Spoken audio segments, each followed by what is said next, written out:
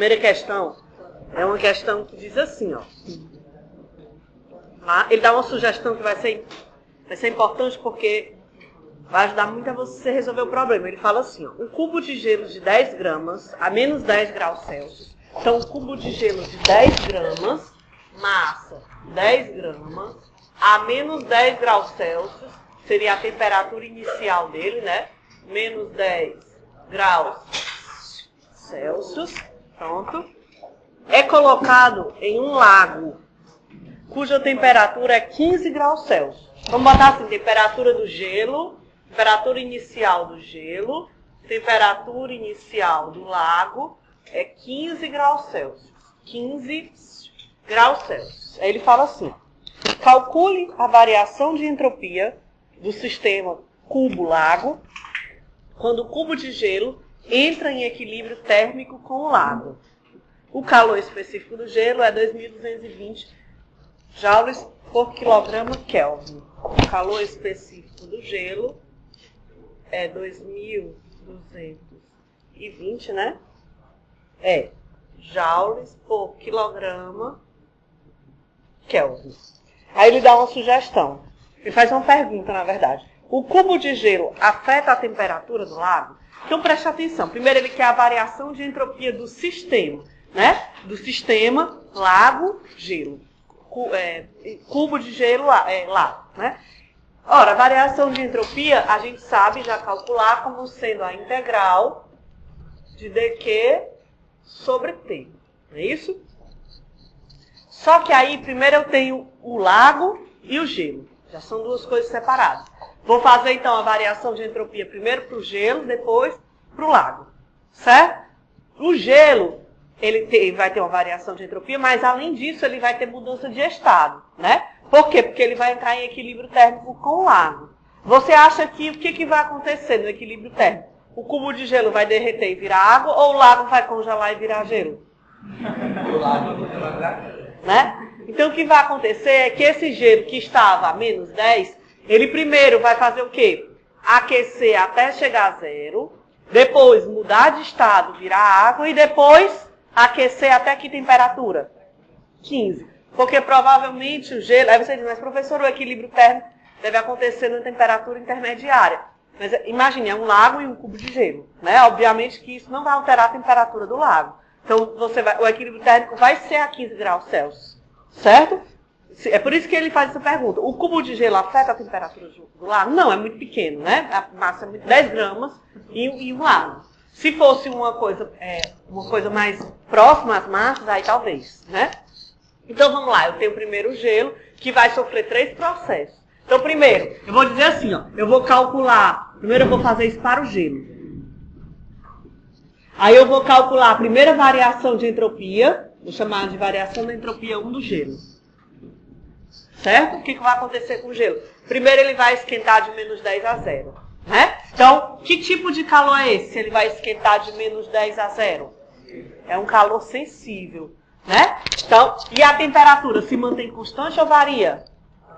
Varia, então não pode sair da integral. Então o que eu vou escrever? Integral, o calor é sensível. Como é o calor sensível? A expressão dele? MC do gelo, delta T. Vou colocar dt porque vai ser a nossa variável, né, de integração sobre a temperatura. Massa do gelo, calor específico são constantes. Vai ficar simplesmente a integral, calor, aliás, a entropia do gelo, vai ficar MC do gelo, integral de dt sobre T. Desde a temperatura inicial do gelo até que temperatura? Até 15? É zero. Que no caso não é zero, porque a gente tem que trabalhar em Kelvin. É 273. Certo? Estou trabalhando primeiramente o aquecimento do gelo até ele chegar no ponto de fusão. Que resultado vai ser dessa integral aqui?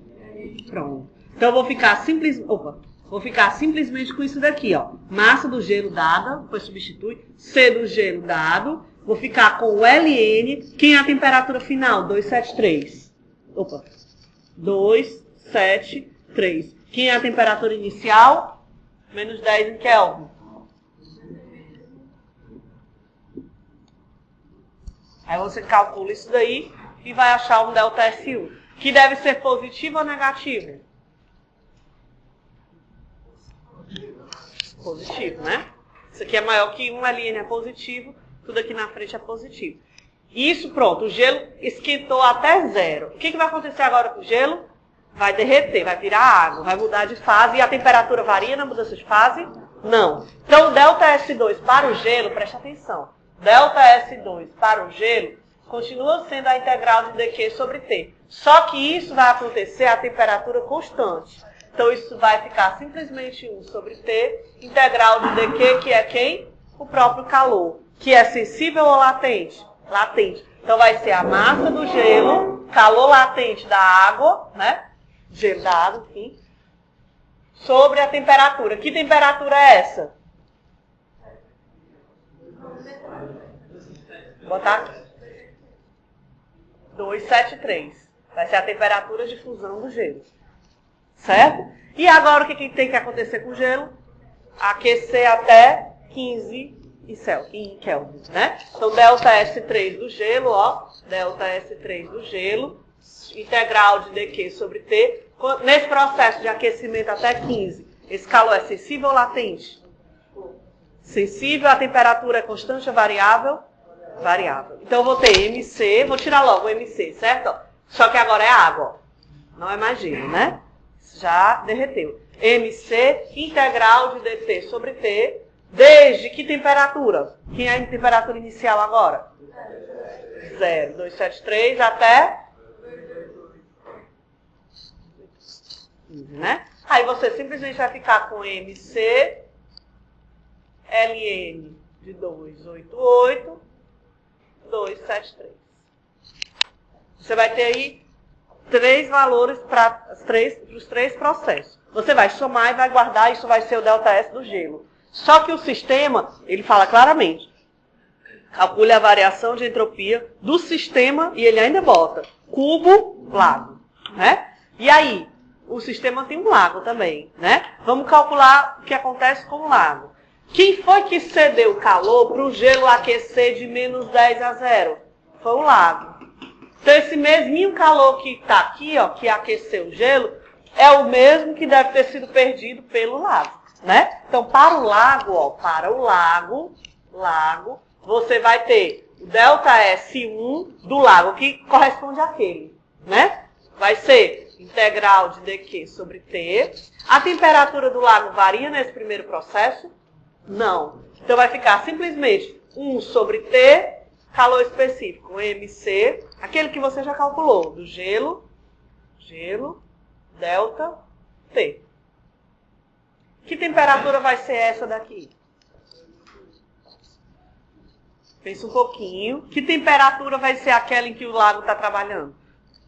0, vamos falar em Celsius, só para ficar lá. 0 menos 10 ou 15?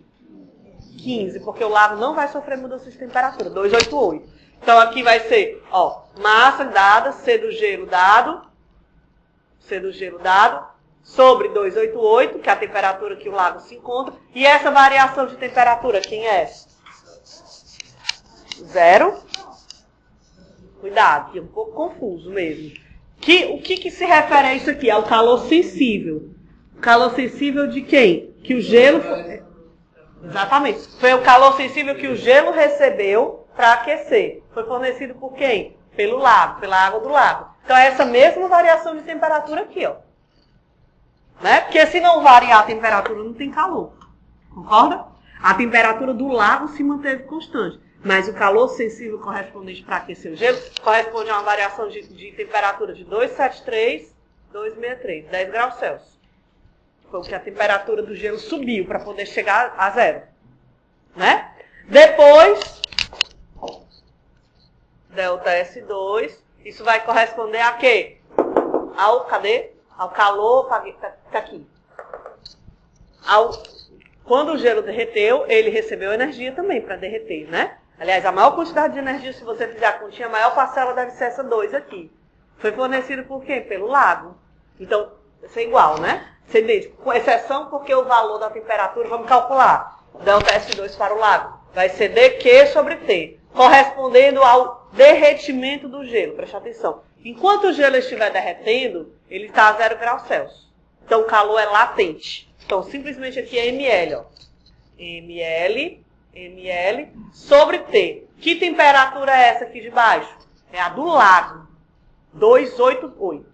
A temperatura do lago não vai mudar. Todos os processos aqui embaixo do lago vão ser a 288. Porque o lago não sofre variação da temperatura. Então, vai ficar simplesmente ml sobre 288.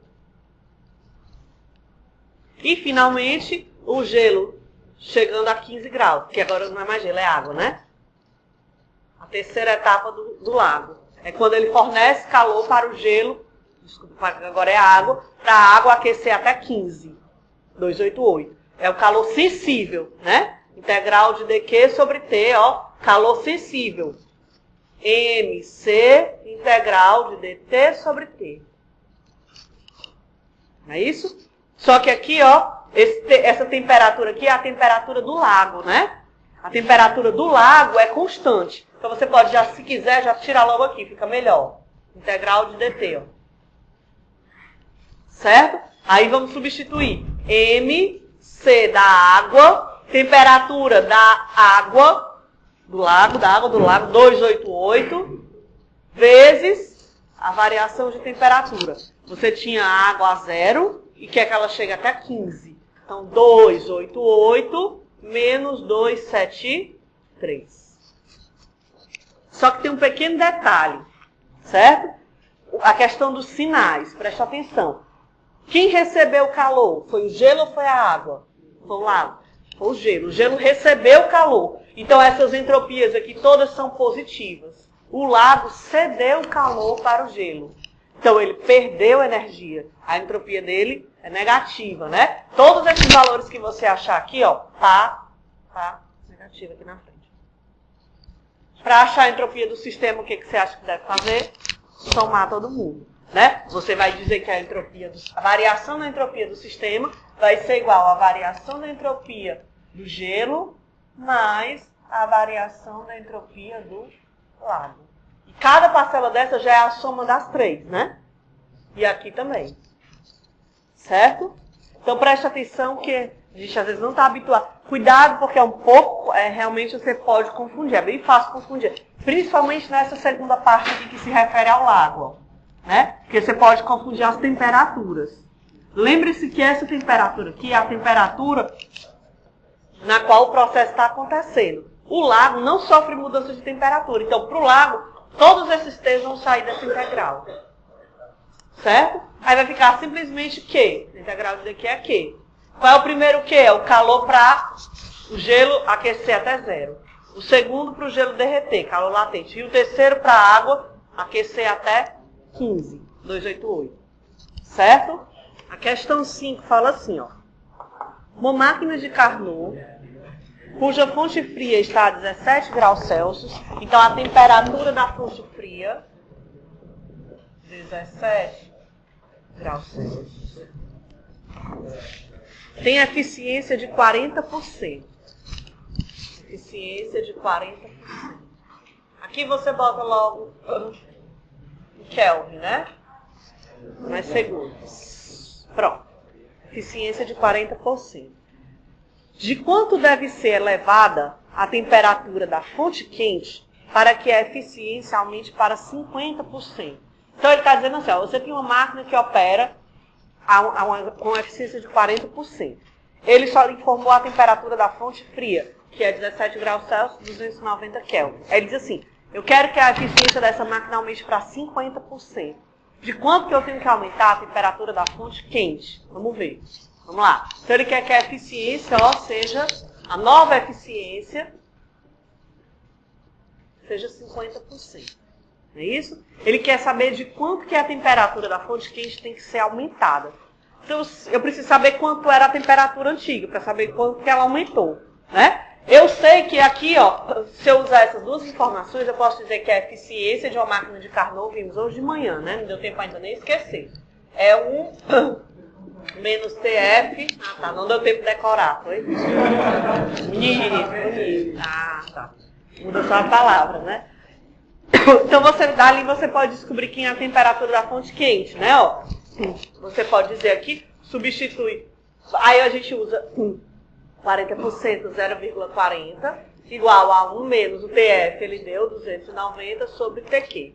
Daqui você descobre quem era a antiga temperatura da fonte quente, que é quanto? 83,33 Kelvin. Pronto. Isso era a temperatura da fonte quente antes de você mudar algum parâmetro para aumentar a eficiência, né? Só que agora você vai ter uma máquina operando com uma nova eficiência. A temperatura da fonte fria ele não quer mexer, ele quer mexer na temperatura da fonte quente. Então daqui eu posso descobrir quem é a nova temperatura da fonte quente, né? Ó, a nova eficiência agora é 0,50 igual a 1 menos 290 sobre TQ'. Quanto é que vai dar a nova temperatura da fonte quente? 1580, fechado, Kelvin. Então, antes, quanto que aumentou, é só você, quase 100 Kelvin, né? Bastante, né? 96 dá, 96, 97, Kelvin.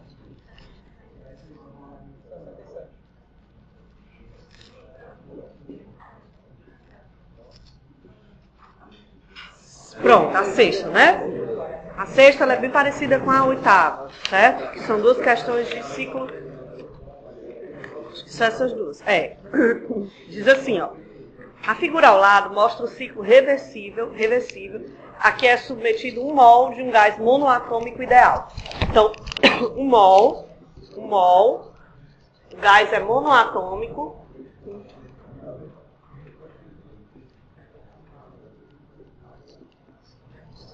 O volume VC é 8 VB. O processo BC é uma expansão adiabática, certo? Com PB igual a 10 ATM, PB, cuidado que está em ATM, né? 10 ATM e VB 10 a menos 3 metros cúbicos. Aí ele fala assim, ó. Para o ciclo, ele quer, né? Pro ciclo fechado, ABCA, né? Para o ciclo, determine, vamos lá, a energia fornecida ao gás em forma de calor. Então, o que ele quer? Ele quer que você ache a energia fornecida para o gás, que o gás recebeu, sob forma de calor. Vamos pensar um pouquinho. Esse ciclo tem quantos tempos? Três. 3 tempos, né? A, B, B, C e CA. O que eu já garanto em termos de calor? Que no tempo BC não tem troca de calor. Então, QBC é 0, né? Ele quer saber a pergunta dele. Vamos ler de novo para a gente entender. Ó. Para o ciclo, determine a energia fornecida ao gás sob forma de calor. Só que o gás recebeu. Aí vamos pensar em que no tempo BC eu já sei que ele não... BC? No tempo BC eu já sei que ele nem recebeu nem cedeu. Aí vamos ver o que acontece. O tempo AB, no tempo AB, o volume se mantém constante e a pressão aumenta. O que eu tenho que fazer para aumentar a pressão de um gás sem reduzir o volume? Aumentar a temperatura. Então, nesse passo, desse tempo AB, o que deve ter acontecido com o calor? Ele deve ter recebido ou cedido calor, esse gás? Deve ter recebido calor. Então, deve ter calor recebido para o gás, né? No passo AB, no passo BC não tem troca de calor, e no passo CA. Ele reduziu o volume, o que deveria acontecer com a pressão? Aumentar, e no entanto ela ficou constante. O que tem que acontecer para isso? Reduzir a temperatura ou tirar o calor, né? Então ele deve ter perdido o calor no passo CA. Portanto, se ele quer o calor recebido pelo gás, é simplesmente o calor AB. No passo AB, no tempo AB, o que tem de especial nesse tempo AB? É um processo a volume constante, isovolumétrico. Concorda? Então, se é um processo isovolumétrico, eu vou escrever o calor como NCV ΔT, né? NCV ΔT. Onde esse ΔT vai ser aqui, ó. NCV ΔT. Temperatura final. O passo é AB, né? Ó. O passo é AB. Então, temperatura B menos temperatura A. Temperatura B menos temperatura A gente sabe as temperaturas? Não. Mas a gente sabe que esse gás é ideal, monoatômico, e sabe o número de mols dele. Então, já tem que acender uma luzinha na sua cabeça, lembrando que lei dos gases ideais, né? Se ele já dá o número de mols e esse gás é ideal, PV igual a NRT, certo? Então, eu vou lembrar aqui, ó, PV, ó, P. Vou logo colocar para o passo A. PAVA igual a NR, vou botar logo aqui, ó, TA, né? PV igual a NRT. E o mesmo para o B. PB, sobre PB, NR. Então, se eu juntar, né, já que NR se conserva, o número de mols não muda e R é a constante, então eu posso dizer que PAVA sobre TA é igual a PB sobre TB. O que eu posso melhorar daí? O que a gente pode... VA é igual a VB? Sim. PA é igual a PB? Não, né? As expressões são diferentes. Mas aqui eu já encontro, ó, posso encontrar uma relação, porque eu sei quem é PB. O que eu quero é uma relação entre TA e PB. Eu tenho PB, me falta o PA para encontrar essa relação, né? Como é que eu poderia achar a pressão PA? Olha para a figura e o que você pode dizer a respeito da pressão PA? Ela é igual a PC. Você sabe PC? Não. Mas você sabe que de B para C eu tenho um processo adiabático, né? De B para C eu tenho um processo adiabático. E a pressão de B, ó, eu sei, né? Ó, eu só tenho os dados de B, então eu vou tentar relacionar sempre com B. A com B e C com B, que aqui é o único ponto onde eu tenho a pressão e o volume, né? Não tenho a temperatura. Então, se o processo é adiabático, como é que P e V dependem um do outro?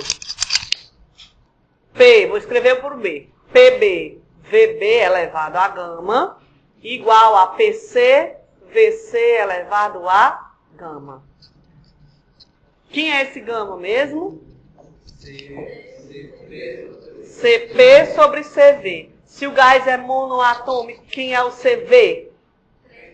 E o CP, 5 meses. Então, CP sobre CV, 5. Calma. Vai ficar em cima 5 meios e embaixo 3 meios, né? Então, vai ficar 5 terços o gama, certo? Pronto, então o gama é 5 terços. Aí, vamos lá. Eu sei que... Vou botar aqui, ó. PB eu tenho, mas vou deixar PB por enquanto. VB eu não tenho, elevado a gama. PC é quem eu quero. E o VC é 8VB. Então, 8VB elevado a gama. Esse VB a gama vai embora com esse VB a gama. E aí eu tenho PC, que é quem eu preciso. PC vai ser igual a PB sobre 8 elevado a gama, que é 5 terços. 8 elevado a gama. Se eu tenho PC, eu tenho PA. Eles são iguais. Se eu tenho PC, eu tenho PA. Se eu tenho PA, eu tenho PA, tenho PB, encontro a relação entre as temperaturas. Tendo essa relação entre as temperaturas, eu encontro o calor, que é AB. Certo? Deixa eu ver se eu fiz aqui para anotar os dados para vocês. Só ver se eu deixei literal ou não. Deixei literal. Eu calculei o PC aqui. O PC, que é igual ao PA, vai dar 3,167 vezes 10 a 4 Pascal. Aí o calor, se você fizer a continha, dá 1,47 vezes 10 a 3. Né? Vou botar aqui.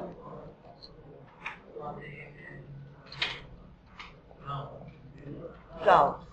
Certo? Vamos bem rapidinho. Se vocês quiserem, já, né? Porque já vai dar... Faltam 5 minutos. Vamos lá. Bem rapidinho. Esse foi o item A. O item B. Ele quer a energia liberada pelo gás em forma de calor.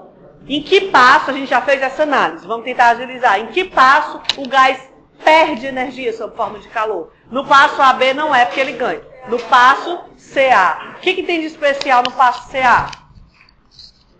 É um processo isobárico. Então, se o processo é isobárico, ó, calor é NCP, tentem sair em silêncio, vamos lá. NCP ΔT, não é isso? Certo? Então vamos em frente. Q, N ele deu, o CP, quem é o CP? Se o gás é monoatômico, 5 meios de R. Delta T vai ser, eu estou no passo qual? Estou no passo CA, né? CA. Então vai ser de C para A, TA menos TC. TA menos TC. Certo? TA menos TC. Eu não conheço TC. Mas o que eu posso afirmar? Posso fazer a mesma coisa que eu fiz agora há pouco, né? PA, aqui ó. PA, TA. PA, VA sobre TA. Igual a PC, VC, TC. NR. Vou igualar aqui essas duas equações. Concorda? E aí eu posso encontrar uma relação entre as temperaturas, né? Porque aqui, ó, PA, ó, VA, PA, PB, PC, desculpa, VC, TC. O que eu posso dizer? O que se mantém constante de A para C? A pressão. As pressões, ó, PA e PC são iguais. E mais, VA igual a VB, né? Também aqui fica em cima, VBTA e o VC é 8VB. Pronto, daqui você encontra a relação entre A e C. Joga aqui dentro, ó, e tem o calor CA, certo? Que vai dar, deixa eu ver se eu fiz aqui, menos 5, como é perdido, é negativo, né? 5,54 vezes 10 a 2 joules. Certo? Isso o item B. O item C. Vamos lá. O item C ele quer o trabalho realizado pelo gás. Trabalho líquido. Tem uma maneira simples e uma maneira complicada de você fazer. Assim, né? A maneira simples é você pensar na primeira lei da termodinâmica. O que diz a primeira lei da termodinâmica? Diz que